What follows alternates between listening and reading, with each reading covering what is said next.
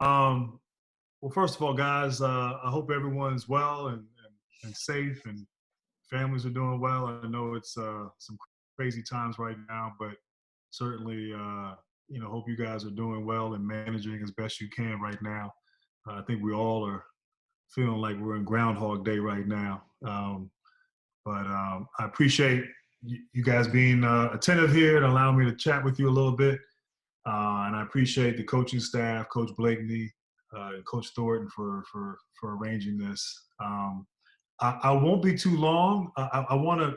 I did talk to your coach and just sort of asked him sort of what to talk about, and he wanted me to share a couple of my experiences. And so um, I'd like for this though at some point at the end, if you guys have any questions, no pressure to ask, but certainly I'm open and available to answering any questions you guys might have. But um, I I know you guys are you guys are sort of beginning to start the tradition of winning and excellence at Howard, and Howard historically maybe has not had a great tradition, but you guys have that sort of role and responsibility now. It's a really an exciting time for the program, and I got sick this year. I intended to be at some games. I had surgery on my lung back in August, so wasn't able to get out. But I promise you, next season, whatever next season looks like, I'll be sure to get on campus and get a chance to meet you guys face to face.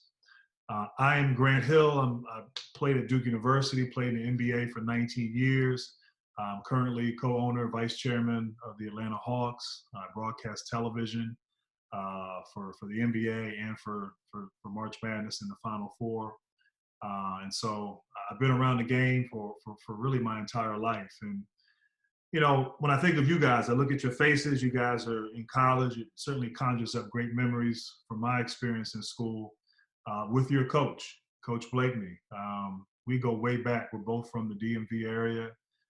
We met back in 1987, playing ball, high school basketball. And eventually we ended up both going to Duke. We're in the same class. And, we've, we, we're very fortunate to have been a part of some unique and iconic moments while at Duke. I think before we arrived, it was an interesting time. Duke was not what it is now in a sense. Coach K had come in and done what you guys are doing now. He built a program, and prior to our arrival, the team had won and got to the Final four times out of 5 years, but we're unable to win that big win, get that big victory. And so we came in as freshmen, and one of the things that I remembered from that first day, that first meeting we had as a team when school started, was Coach K laid out the vision for our season and what the expectations were. And the goal was to win a championship. And that was obviously a realistic goal at the time. But if you think about it, the year before, when I was in high school, Duke lost to UNLV in the NCAA finals. And they lost, I think, by 30 points. It's the largest point differential in the NCAA finals ever. And that Duke team, that they had three seniors who were starters on that team who left. We had a young team coming back. I was a freshman. Kenny and I were part of a large freshman class. And that first day, Coach K laid out the expectations and the vision for that season. And I'll be honest with you, I thought he was crazy. Vegas, UNLV had everybody returning from that season before.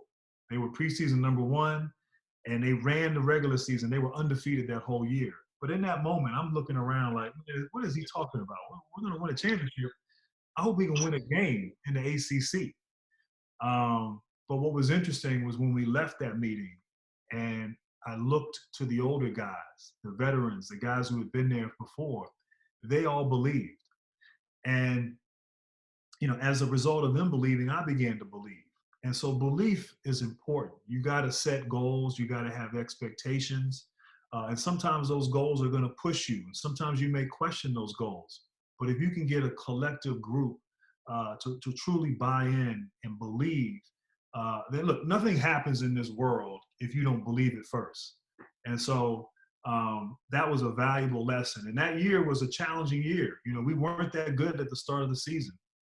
I recall our first ACC game, my first ACC game, my freshman year, we go to Virginia and we lose by 25 points. And after the game, we had a bus ride back to Durham, North Carolina, 3.5-hour bus ride. And when we arrived, Coach K said, we're taped and ready in 15 minutes. We're going to practice. And that was maybe the worst practice that I've ever been a part of. In the history of my high school, college, NBA, that was by far the worst practice that I've ever been a part of. And I broke my nose in that practice and had to go to the hospital and had to wear one of those crazy masks for a couple of weeks afterwards. And probably in that moment, I didn't think that we were going to win a championship. But we just kept working. We kept pushing. We kept improving. And lo and behold, we get hot during the tournament. We go back to the Final Four with this team, and we play that same UNLV team that beat Duke the year before by 30 points. And everyone counted us out. You know, we came in with a game plan because we had been battle tested, because we had gone through so much adversity, because we had won games, lost games, been in close games. And it didn't break us. It made us stronger. We were prepared for that moment. And we ended up winning that game, and we ultimately won the next game and won that championship. And so, you know, having vision, having a goal, understanding the road is not going to be easy. But if you can stick together and you can lean on each other and support one another and pick each other up along the way, then you can accomplish what you set out to accomplish. Now, look, here's the thing. Whatever your goal may be, it may be winning a championship, it may be making the NCAA tournament, it may be, hey, we want to have a winning record. Whatever that goal, it should be a goal that's tough, but also a goal that's attainable. But all of you have to buy in, and all of you have to believe, and all of you have to understand that it's the collective group. It's not one individual, it's everyone. And when you do that, that's the beauty of it all, regardless of the outcome. Regardless of what happens. I won 2 championships in college, and it's not even about the moment of winning the champ. It's the journey. It's the relationships. It's the tough times. It's the experiences in practice. It's the banter off the court. You know, those relationships, those are what last, and those are what are significant. Knowing that you put everything into something as a group, and you know what? When you do that and you really fully commit, at the end of the season, it's emotional, regardless if you win or not, because you know you did everything as a group. So I think that's obviously important. Now, some of the things I learned along the way, not just there, but also in college and through the NBA, and I'm sure Coach Thornton and Coach Blakeney are emphasizing this to you guys there at Howard, but the importance of communication. And so when I arrived at Duke, I was a quiet guy. You know, I was a cerebral player. I didn't, you know, I wasn't a trash talker. I wasn't a guy that was a very vocal player. And one of the things that was critical to Duke's success is talking. And at first I used to think, how can you play and talk? You know, it just seems like it makes no sense whatsoever. But talking on the court is one of the most important things to a team's success. I really do believe. It's empowering. So if we're out playing defense and one of you is guarding the ball and I'm talking to you, I'm giving you confidence. I'm letting you know that you're all alone. There's no screen. I'm empowering my teammate. It's a selfless act. Talking is giving to the group. Actually being quiet is a selfish act. You just worried about you. But when you're talking, you're thinking about others. It keeps you connected as a group, which is so important. And then all of it too, I believe, and some of you from a show of hands, who's ever been in the zone in any game, any level? You ever been in the zone where everything, it could be at the park, but you're in the zone. And why are you in the zone? And you're hitting shots. But the thing about the zone is when you're not thinking. You're just instinctively playing. It's flowing. And a lot of times when that happens is when you're totally present. See, sometimes in basketball, we get caught up in what just happened or what might happen moving forward. You know what, man, he just missed me. I was wide open on the break. Man, the referees, man, they got it out for me right now. Oh man, hey man, I only got 2 minutes. Coach gonna pull me out of the game. Or man, you know what, man, my girl, she's tripping. Like all these things that we're all normal, we're all humans, we go through. And the thing is, when you talk, you stay present. You don't think about nothing else. You're thinking about what you're saying. And so when I played in college, when I played in the NBA, if I got to a point as I got older, if I was ever struggling, if I was ever going through a period of a couple of games where things weren't going well, or maybe even in a game I wasn't playing well, the remedy for that to me was to talk, because talking gets you out of your own head. It's all up here, the game of basketball. And so when you start overthinking and analyzing and worrying about your shot and this and that, it throws you off. But when you talk, yeah, it'll make the team better and it'll keep you connected, but it'll make you better. And I'm telling you, that's one of the most, all the great players. Is LeBron, who's the best player right now in the NBA? LeBron, who's it? LeBron James? Giannis? Let's say LeBron James, okay? LeBron. That's a safe bet, all right? LeBron James. You know what makes LeBron James special? I mean, there's a lot of qualities about LeBron James. But the thing with LeBron, he's a glue guy. He's the guy that keeps that team connected. He's the one talking out there on the court when they're playing defense. He's the one talking. You can see him directing the team on offense. He's the one picking up the phone and calling guys on days off. He's the one leading the group chats in the summertime. Like so communication, it's not just in the game. It's not just, during a game. It's off the court. Checking on each other. How you guys manage? You good? Like all of that, I'm telling you, it translates onto the court. It translates and it leads to success. Because when I communicate, when I know you, when I know Coach Thornton, and we've spent time together, we've hung out, we broke bread, we've talked about our goals. I know where he's from. I know about his family. When we've really bonded, then we can be real with each other. We can be honest with each other. And I know he knows that when I say something to him, it's coming from a pure, honest place because he knows me. And so communication on the court, communication off the court, any team, any business, any organization where there's a group, any relationship, family, if you don't have communication, then you basically are struggling. So talking, empowering, selfless, keeps you connected, helps you stay in the zone, helps you play at the best and maximize your abilities. Another thing I realize, and maybe for you, I'm assuming there's some soon-to-be freshmen on this call. So players who will be a freshman next year, 2020, 2021. But one of the things I realized when I was about to be a freshman and I first arrived in college was how hard they play. Like a lot of you wouldn't be in a situation where you're playing Division I basketball unless you were pretty good, unless you were a good player at the high school level. And for me, growing up in Reston, Virginia, all-American, McDonald's and all, you get by on talent. All of a sudden, I go to college, these guys are playing hard. Every drill, every practice, it's like the Final Four.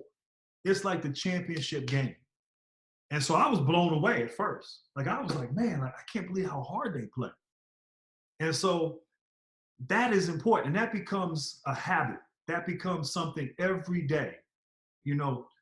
Every day playing hard, competing, giving your all in a drill. So when you get in the game, it's easy. Another thing, body language. And that is huge. Body language, when we were really good, or put it this way, when you play basketball, you go and play against somebody, you can read your opponent. You can read the guy guarding you. You can tell, you know what? He can't guard me. And he knows that. You can sense that sometimes. And body language, I'm telling you, from a leadership standpoint, from a team standpoint, it's like a matador in a bullfight. There's a little bit of crazy analogy, but a matador is in that ring with a bull. and the bull has the ability to kill that matador. And the bull can sense fear. That's why the matador has great posture, is very elegant, looks calm, looks composed, looks confident, because he knows that if he doesn't, that bull will sense that, will sense that fear. And it's the same thing when you're on the court. When you step on that court, how you present yourself, how you look. When something happens, a bad play, ball goes out of bounds or a bad call, how do you respond? Like, that's important. And that's something I learned when I got to school. Always presenting yourself. And that goes for on the court, but also in life in general. Having good body language as an individual, but collectively as a group is vitally important. Now, I talked about habits, and I played at Duke for 4 years. I played in 3 NCAA championship games. We won 2 of them. I got drafted to go to the NBA, 3rd pick in the draft, went to Detroit. Detroit had won 20 games before I arrived. My first year, we won 28 games. Now, I had great personal success. I was co-rookie of the year. I was leading vote getter in the All-Star game. You know, my first game in the league, I was 25, 10, and 5. Like, I came in right away, doing work. And, I had shoe deals and commercials and, all these things were happening personally, but our team was struggling. And I went through a stretch in December, about 25 games into the season, where all of a sudden I started to struggle a little bit. I came out the gates, I was, 24 a game or whatever. And then I started to go through a rough patch. And, at first I thought it was that wall that they always talk about rookies hitting. But what I realized was that I went to a team that was bad. And there's a reason you win 20 games. It's because you have bad habits. And even after 4 years in a really good environment, 4 years in an environment where every year we're playing, the goal is to win a championship. Every year. After having that foundation, after 6 weeks, I started to develop bad habits. I started to do things that my teammates were doing. Instead of impacting them, I let them impact me.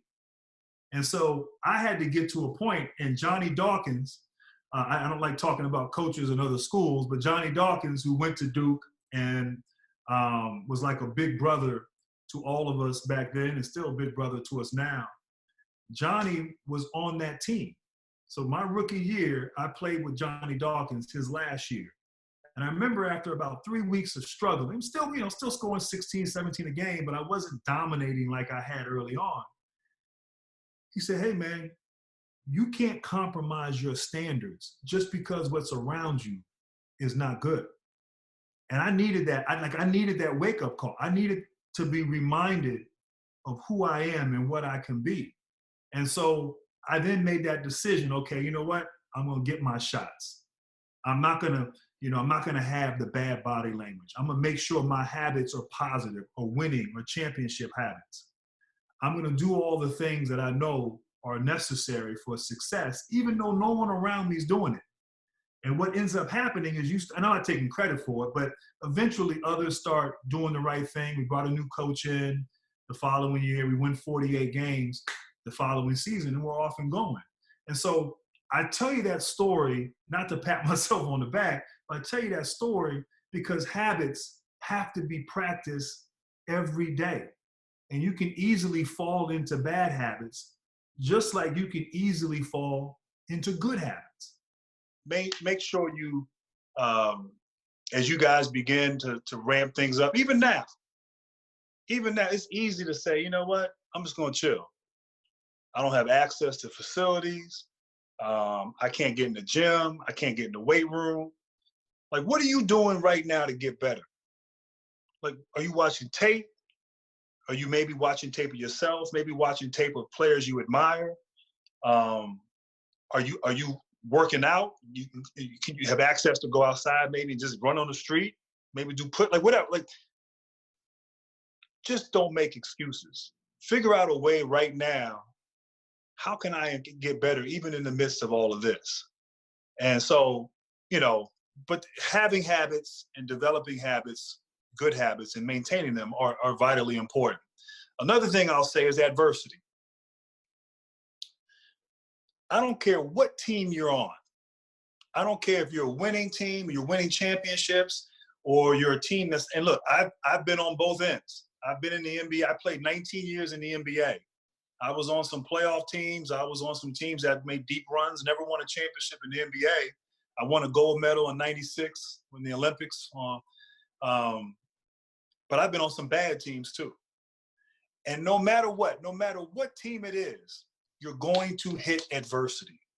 There's going to come a moment in the season, and there may be multiple moments. There may be adversity throughout, and I guarantee you that's going to happen. Just like I guarantee you there's going to be adversity in life. What happens when you hit adversity?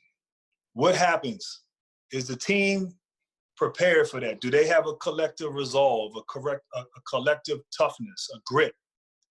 See, I think when you have good habits and when you learn to communicate, and you have, you do the things that winning teams do, even if you're not necessarily winning, but you're doing things the right way, when that adversity hits, you get through it. And that adversity makes you stronger. It makes you better.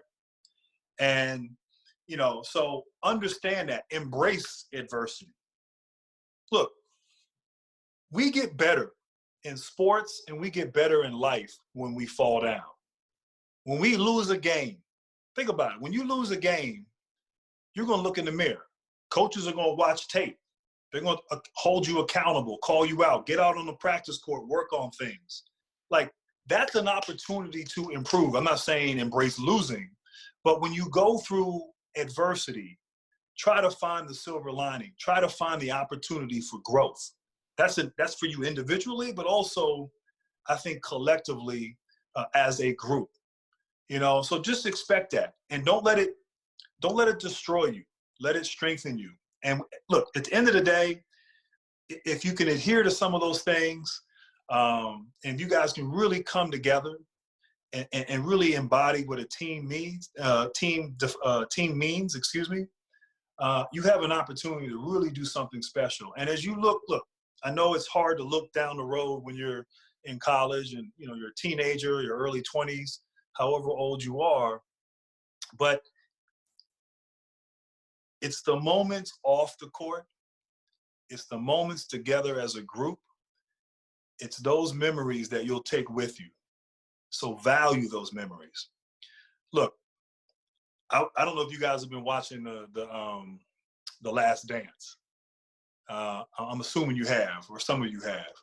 And it's really funny, not past weekend, but the weekend before last, I was watching with my daughter, or with my wife and daughters. And my 18-year-old, she said, they showed the part of the All-Star game when Kobe was trying to go at Michael. And we were on the bench during the timeout, right at the beginning of I think episode 5. And I was like, yeah, I'm not going to jump. I don't want to be on a poster. And my daughter was like, oh, you were scared of Kobe. And just to explain, I wasn't scared of Kobe. He was, obviously a great player, certainly saddened by his horrific death. But in that game, I was back in transition. It was Garnett on one side and Kobe on the other, and Gary Payton was throwing lobs, and I wasn't going to be on a poster. So I just want to explain where that came from. But even in that moment, there was a feeling in that All-Star game that this is Michael Jordan's last All-Star. So all of us on the Eastern team, let's let him go out with a bang. And here I was, 1998. I was 25 years old. And I'm thinking I got all types of All-Star games ahead of me. I'm 25. This is my 4th All-Star game. I got plenty of them to look forward to down the road. And I'm telling you all this because the following season in the NBA, we had a lockout, so there was no All-Star game. Then the next year was 2000, and then I got hurt. And so I had 6 years in the NBA, I did really, really well, and then bam, all of a sudden I had an ankle injury. It was mismanaged, and I missed like 4 years, a good portion of 4 years, right in my prime. And, you think of Derrick Rose. I'm sure all of you, are young enough or old enough to remember Derrick Rose when he was at an MVP level in Chicago, or maybe not. I get my days and years mixed up, but he went through 2 years of missing basketball. I went through 4 years, and so I ended up coming back. I played 9 more years after that. Retired in 2013. But I tell you that to say is that every day is precious. Like, all that I've been through right now and all that I've been able to experience, I would give anything to trade places with you. Like, you guys have an opportunity to play the game. I have an arthritic ankle. I can't run. I can't, my body, my body's expired. I've given everything I can to the game. Every day is sacred. Every day that you have an opportunity to lace them up, put on your jersey, go in the practice facility, work on your game, work as a group, man, enjoy it and give it your all. Because at the end, you don't want to look back and have regrets, You want to look back and know that, hey, I did everything I could. Now, with that said, the values that you guys are learning and the values that your coaches are trying to preach and emphasize, some of which I talked about just earlier, these are values that will stick with you for the rest of your life.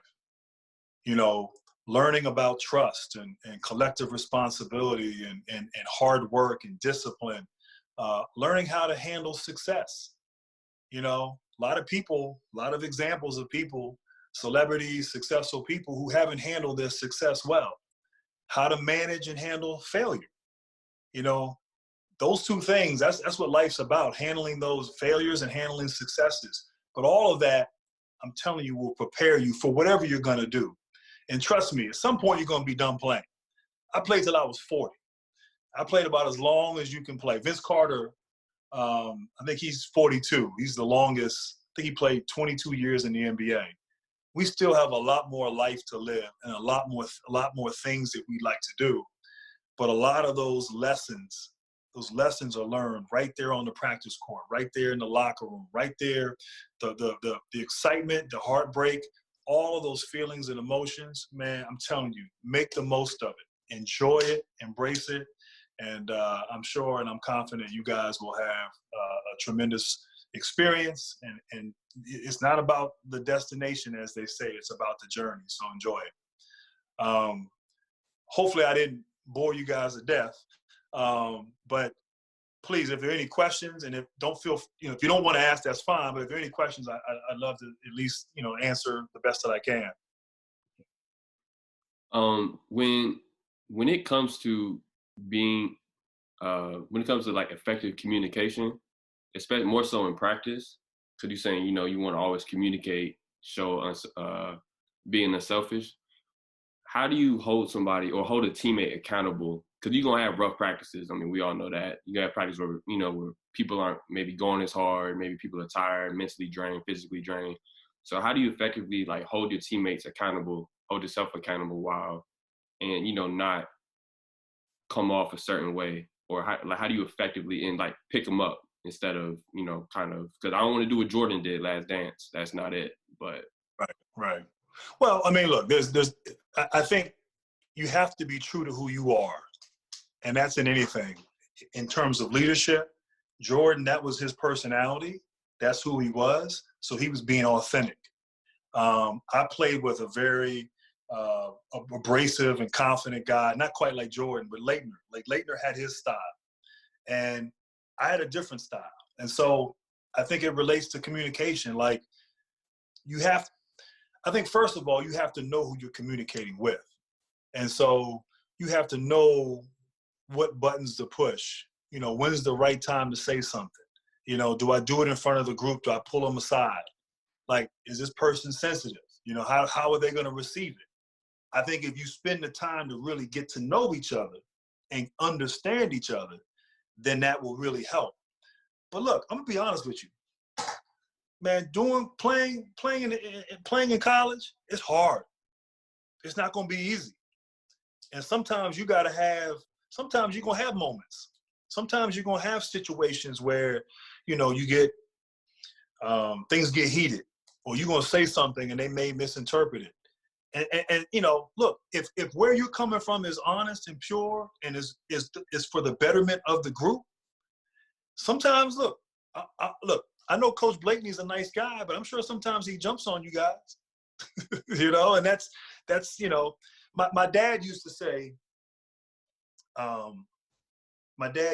this about parenting, and I think as a metaphor, it applies to coaching and it applies to leadership. You know, there's 12 inches between a pat on the back and a pat on the butt. But as a metaphor, as a parent, you got to do both. But the key is contact. And so as it applies here, like if you see Jordan, part of the problem with Jordan, and look, I've talked to some of the guys that are in the documentary who play with him, and they're a little upset with some of the things that Jordan has said in the film, and they feel like he took some shots.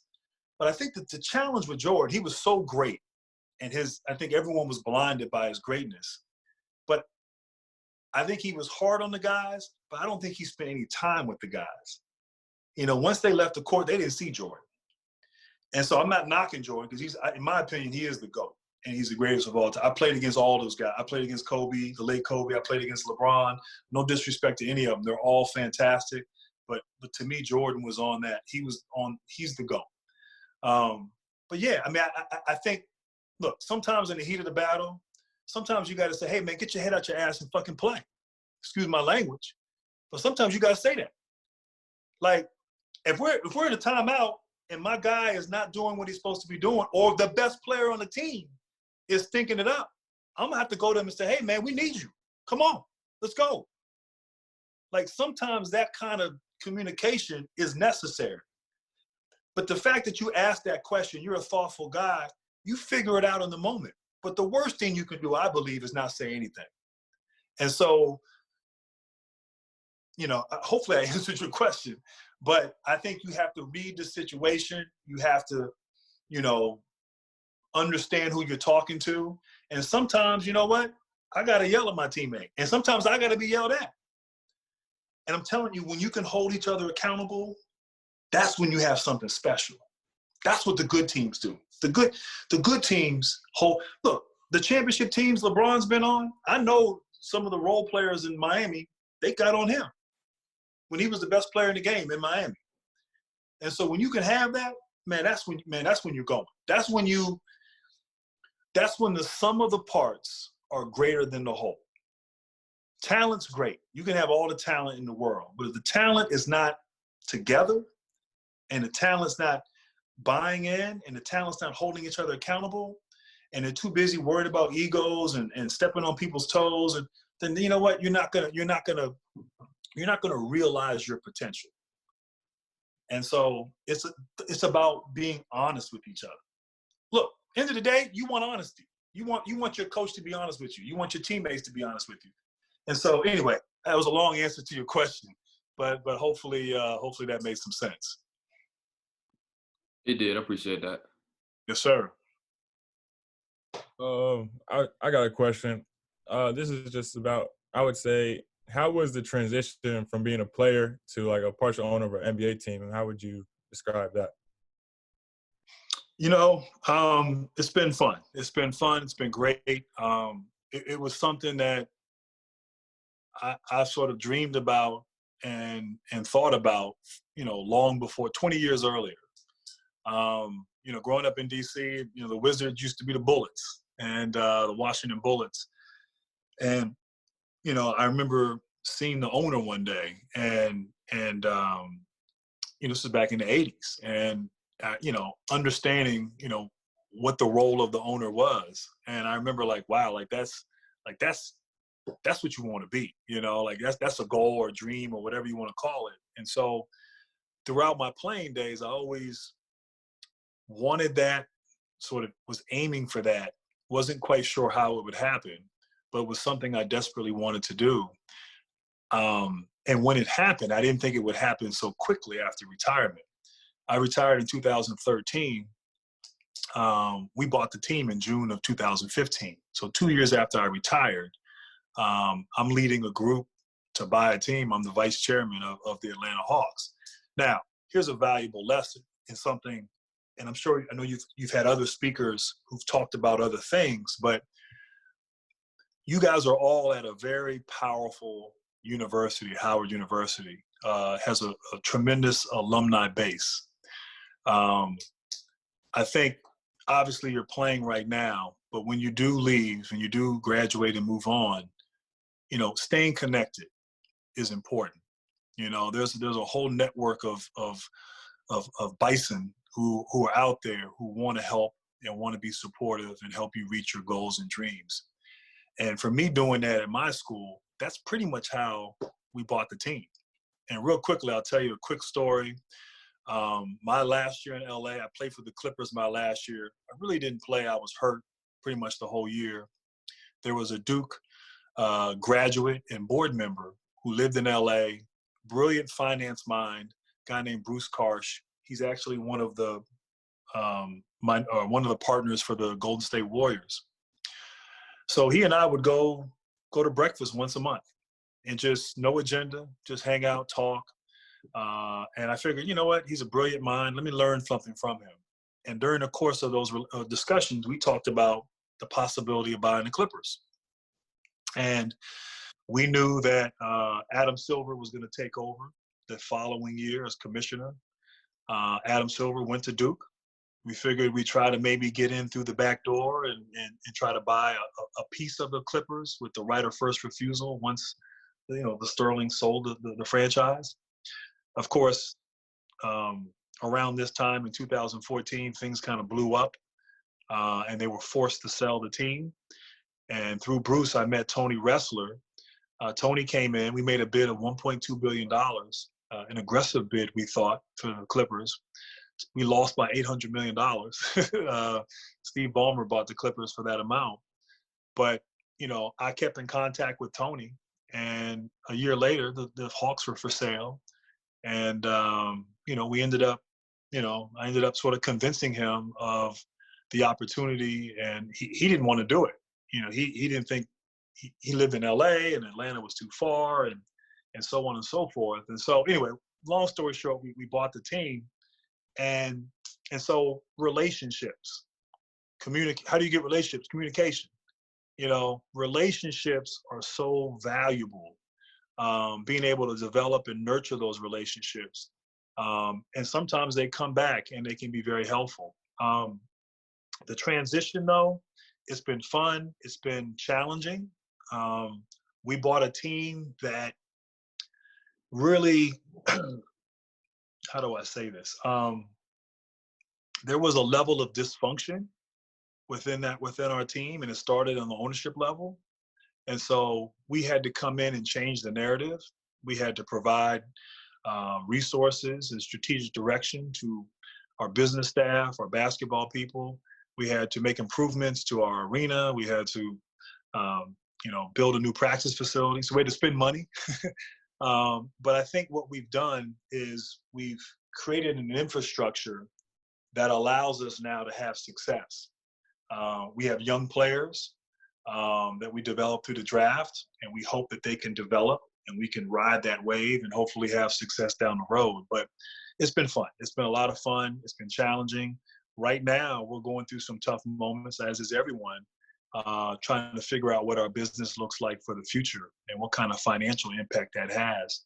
But I enjoy it. Like, I love basketball, and I can't play anymore, so I talk about it, and I get a chance to participate on the ownership level, which is very fulfilling and rewarding.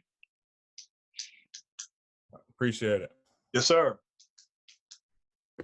So you played in the league for, 20 seasons.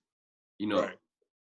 That obviously has a lot of wear and tear on your body. So what were the things you did, even in your early days, that you did to really take care of your body so you could always perform at the top level in terms of like nutrition, maybe sleep? Like, what kind of things did you do? So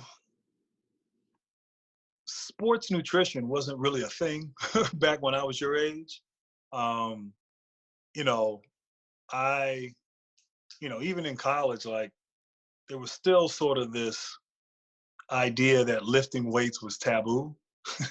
Throw your shot off. Like, that's kind of, I'm showing you my age now, but I think when I got into the NBA, and I realized there's 82 games, 4 games in 5 nights sometimes, five games in 7 nights. You might play 18 to 20 games a month. Um, and because I was leading the team in points and rebounds, assists, and minutes, and there was a lot on my plate that I had to start taking care of myself. And so, and even as I got old, and then of course when I got hurt, that really intensified. I got hurt and it almost got taken away from me. So later on in my career, when I played in Phoenix, Steve Nash and I, we were the older guys on the team, and we got very, very particular about, like I lifted weights every day. I'm not a big guy, but I lifted weights on game days. In the morning of the games. Sometimes I lift before the game. And part of the thought process was getting my body moving. You're older, you want to get blood flow and wake the body up. And some of it's mental too, but very particular about what I ate. Sugar creates inflammation. When you're trying to recover, you don't want inflammation. You're trying to rid your body of inflammation. So eliminating foods that are sugars and foods that act like sugars. I just took care of myself, and sleep. That's the ultimate recovery. And I know sometimes in college you don't get much sleep, but if learning to discipline myself to get sleep. In the NBA, you're nocturnal. You're playing in DC. The game's over. By the time you get out of the arena, the bus gets to the airport at Dulles. You got to go through all that. You take off, even though we're flying private and it's all, NBA, it's you fly and transportation is pretty good, but you got to go to Boston the next night. And by the time you get to Boston and you get to your hotel room, it's 3 o'clock in the morning or 2 in the morning, and you got a game the next day. And so, making sure you eat the right foods right after the game, making sure you get your sleep that night, but also during the day, getting a nap. What foods do you put in your body? You develop a routine through trial and error, but yes, you have to take care of yourself. And the beautiful thing is that I think nowadays in sports, there's more of an emphasis on that than there was, 20, 25 years ago. And you have computers, you have technology, you have access. You can Google, you can find out what people are doing or what, what's best for your body. But your body's your temple, and so, you want to be able to be at your best and give your best, but also be able to do that for as long as possible. And so, and even now, what are you doing now?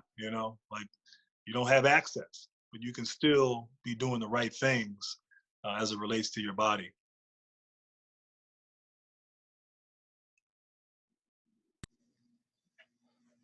Anyone else? Yeah, I just want to know what kept you going on the days you didn't feel like it. What kept me going? You just love the game. You love the game, and I think as you get older, and you guys are, maybe you guys have seen it a little bit already. You guys, wherever you're from, your respective hometowns, guys you grew up with playing basketball, and played maybe with in high school, and all of a sudden you're off to college, and their careers are over. It's over. They might go to the Y or go to the Park, but the idea of being on a team, on a team like a high school team or a college team or even a pro team, like that's over for them. And so as you start to continue to, go up the ladder and continue to play and continue your career, you just start to really appreciate it's a privilege. It's a privilege to play and to do what you guys are doing. That's why I said I would love to be in your shoes. And so respect that and respect the process, the journey, the stuff about your body, recovering, the practice, all of that, because, it's a special gift, the opportunity to play. And I really, truly believe that. So when you think that way, yeah, look, there's going to be adversity. Look, the beautiful thing about sports, and I know I'm all over the place, but forgive me, but I think it applies here. the beautiful thing about sports, and I talked about values you take with you. The beautiful thing about sports is that every possession, you're being evaluated. Every time down the court, you're matched up with somebody. You can win or lose in a very public fashion. Somebody comes down the court and crosses you up, and the crowd's there and people are, hooting and hollering or whatever. You know what? You got to go on down the court to the next play. And I feel like sports almost conditions you to handle that, the extremes, the ups and the downs instantaneously. Like most people don't have that. Most people in the world don't have something that's, they don't have something on a public stage where they're being evaluated like that. Like most people, I'm trying to think, most professions, it's like sawing wood. You don't get results. Results come over time. In basketball, results are immediate. You guys can diagram a play and you go out and you can execute it, you get the results. And so what I'm trying to say is that every time down the court, there's going to be moments where you have success and you have failures every time. And so what happens is I think it conditions you that when you do have a failure to fight through. When you do hit adversity, you fight through. And so when I went through my ankle thing, like I was just conditioned to keep fighting. I was conditioned because I played for so long. At that point, I was 27 when I first got hurt. But yeah, like whether you go to the park, you play AAU, you play high school, you play college, every time up and down the court is an opportunity to win or to lose, to execute, to not execute, to be embarrassed or to embarrass. And so most people aren't experiencing like that. And so, yeah, it teaches you, like, look, you're down 5 points with 40 seconds left. You feel like you're going to win. You feel like, some teams may just mail it in and say, oh, we lost. You go against a team that maybe has a better record than you or has a higher ranking than you, you go in with the mindset to win. Let me tell you right now, when I stepped on the court in the 90s, I always thought I was the best player. I went against Michael Jordan. I thought I was better than Mike. Now, whether I was or I wasn't, who knows? But I believe that. And you have to have that mindset. And so, I even forgot what the question was. I'm sorry. But no, I just think, sports, it teaches you to handle adversity. That's why I said embrace the adversity. It's going to be it's a part of sport. It's a part of life. It's a part of life. We've all experienced it in some form or fashion. And you know what? You guys are right where you are right now, in spite of whatever adversity you've experienced. And we've all, prior to college, we all went through something. And so, yeah, anyway, I forgot the question, but anyway, that's my take on it. I'm sorry. I'm long-winded, so you got to forgive me. All right. Yo, Grant, I appreciate you, dropping the knowledge on the fellas for sure. Non-basketball related question. I see you got some dope art pieces behind you. Can you talk to the guys about, your art collection and, your interest in art, specifically African-American art? Yeah, no, Tyler. I started collecting, actually, my first piece in college. So I got my apartment. South Square Mall wasn't around when you, that was before you. Nah. So anyway, long story short, I got an apartment off campus and I wanted to put up some art, some black art. So I bought a piece from an artist named Ernie Barnes. It was a print. It was $25. Ernie Barnes, if you ever watched the old 70s sitcom Good Times, there's the painting that JJ did in the beginning of the show. That was done by Ernie Barnes. And so really it was like, that's what I saw in Good Times. It was the picture that you've been in Johnny Dawkins' office. The one he had in the picture he had where he the finger roll in camera. Yeah, got you. That was did you see that one? Yeah. That was the one I bought. But it wasn't that. Okay. Right. Okay. So anyway, look, I'm a history major. I got into art when I got to Detroit, started acquiring pieces, and in a kind of a short period of time was able to, amass a pretty large collection. And my wife and I are pretty serious collectors. And so, we've cataloged. I'll have to send your office there one of our books, coffee table books on our collection. But as a history major, to me, art is nothing but history.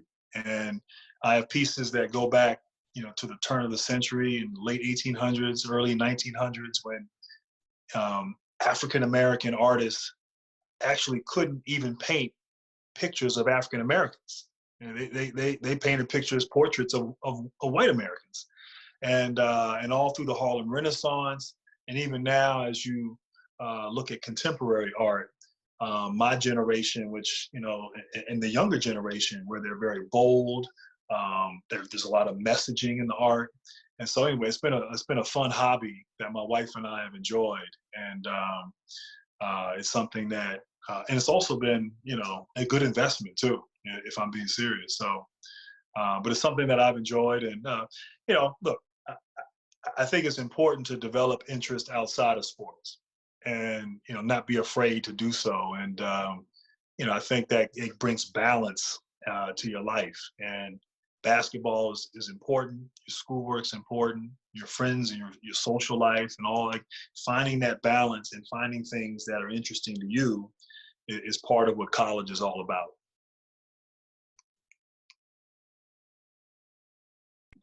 I just have one more question. I think I can fairly assume what your mentality was like going into games. I think you already said it once, but what was your mentality, whether on the college level or the pro level, going into practice? Yeah, no, I mean, practice is where, and I learned this when I got to college, didn't fully understand or appreciate it in high school. How you practice and how you approach practice is why you do or you don't deserve success. Like I'm a big believer in that. And so, later on in my career, I had a bad ankle, and I played every game. I played 38, and I played 82 games, and the coach at times would tell me just to practice a little bit, save your legs for tomorrow, get in, get some rhythm, and get out. And I couldn't take myself out, and sometimes in my own detriment, where I practiced and participated so long that the next day I didn't play well and my legs were tired. But I just, to me, you have to, some people don't like practice. They like to play. They like the games. But if you can learn to love practice, that's where you're getting better. That's where you're becoming a team.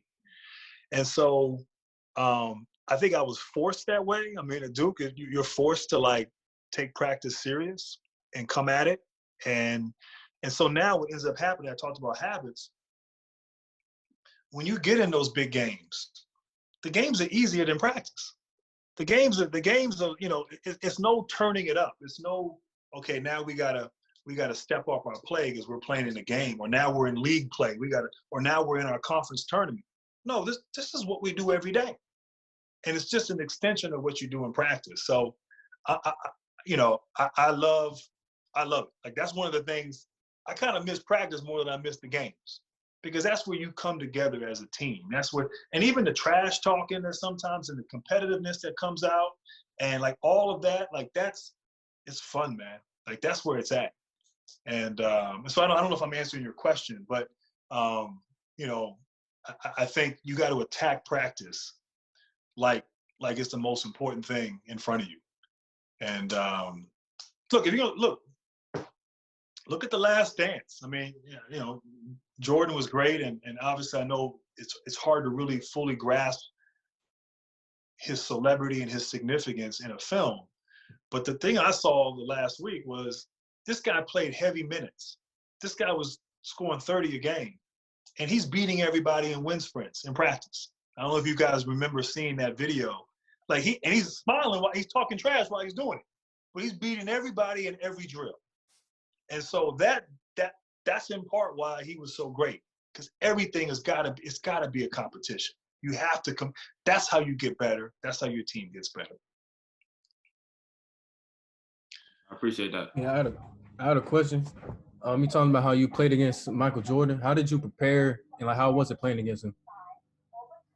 So in fairness, I didn't guard Jordan a lot. You know, I was a small forward, so Scottie Pippen and I matched up with each other.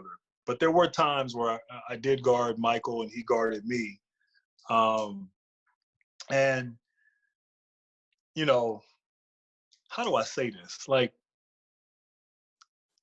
Jordan, maybe to your generation, LeBron is this, but like Jordan was like a god. Like it was like, you know, it was, you had to almost like, you were such a fan of his growing up and such awe of him. But you had to like flip that switch when you played. And I remember when you used to go to Chicago, this is kind of a funny story. You'd go to Chicago and you'd come out for layup line before the game. And usually you come out with 20 minutes on the clock. And, you know, in Chicago, 20 minutes before the game, the arena would be packed and it'd be a buzz in the arena. And you know, you're coming out, and they're the world champs. They're a great team. So you're in layup line with your guys, and you look over, it's 18 minutes. The Bulls haven't showed up. It's 16 minutes. The Bulls haven't showed up. It's 14 minutes. The Bulls haven't shown up. And then you're starting thinking, like, man, are they going to just disrespect us and, like, not warm up? Like, you know, so, like, 12 minutes on the clock, they'd come out. And, you know, you'd almost be like, man, don't even look down there. Don't even. And sometimes you find yourself looking at Jordan, you know, just because you're a fan, you know? And so I had to change that. Like, I had to, like, hold up. Let me back up for a sec. Like, I can't be, you know, like, in awe of this guy like that. And so, but on the court, look, at the end of the day, I don't care if you're playing, you know, in a football stadium, you're playing in a small high school gym, you're playing at the park. Once you get between those lines, you're competing. Like, I just think that's it doesn't matter. Sometimes people say, hey man, like how can you play in a big stadium and not be distracted or be nervous or, you know, play in front of a crowd like that? Man, when you get between those lines, you're caught up in the game. You're competing, you're trying to win. And so I would try to go at him like I would at anybody else. You know, I had to be aware of what he was good at and you know, careful with the ball and understand he's gonna get all the fouls. So be careful guarding him. But yeah, man, you look, I'm gonna go at him like I go at anybody else. And that's got to be the mindset. When you go, I know you guys had you guys this year, I think you guys had some tough games early on against some, like I think you played Notre Dame. And you went there, and you know, sometimes you go into a big old arena, and you're like, wow, this is a big time school, and it's almost kind of like, excuse my, you know, F Notre Dame, like they're no different than anyone else. And now you got to respect them. And no, serious, you got to respect them. You got to respect your opponent no matter who you play. But you don't, man, please, they put their shoes on just like anyone else. And we get between these lines, I'm gonna compete. And if you can compete and learn to compete and learn to embrace competition, man, that's fun. Remember the All-Star game this year? Did you guys watch the NBA All-Star game? And they put that in that new format where, because they had problems years before where the stars weren't playing hard and it wasn't fun to watch.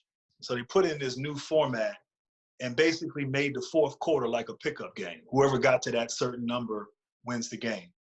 And I remember after the game, Anthony Davis, who hit the game-winning free throws for the West, or for Team LeBron, he was talking about how during the game in the fourth quarter, he was talking to Joel Embiid, and they were saying how much fun that was, how much fun they were. They really were having fun. And it's like, you know what? Competition's fun. Competing is fun. Getting after it in practice, I don't even talking trash to each other, whatever, but like getting after it, that's fun. That's where it's at. And so, yeah, man. Like I'm just saying, whoever y'all play, I don't know your schedule, but when you lace them up and you go out there, man, compete. And that happens in practice every day. It's a habit. I'm gonna compete. And I'm telling you, there's a lot of players who weren't really good players, who weren't that skilled, didn't have all the tools, but they competed. And they made great careers in college and some even in the NBA. There's Hall of Famers who their number one skill was they competed. Their number one skill. So if you can play hard and compete on every possession, man, that gives you a huge advantage. And I don't care who you go against, you go at them like you're going against your little brother. You know what I'm saying? Or your older brother. Maybe that's better. But anyway, I got to run. My wife's been texting me. We got dinner on the table. But I appreciate you guys, your time. You guys have been very attentive. And I know I've been extremely long-winded. You had some really, really insightful or thoughtful questions. So I'm excited for you guys this upcoming season. And I promise you I'm going to come check out a practice or a game or both. But I want to wish you guys good luck. And hopefully something I said made some sense. Something I said you guys can take with you. But I just want to wish you guys all the success. All right. Appreciate you. Thank you. Thanks, Brian. Good. Appreciate it.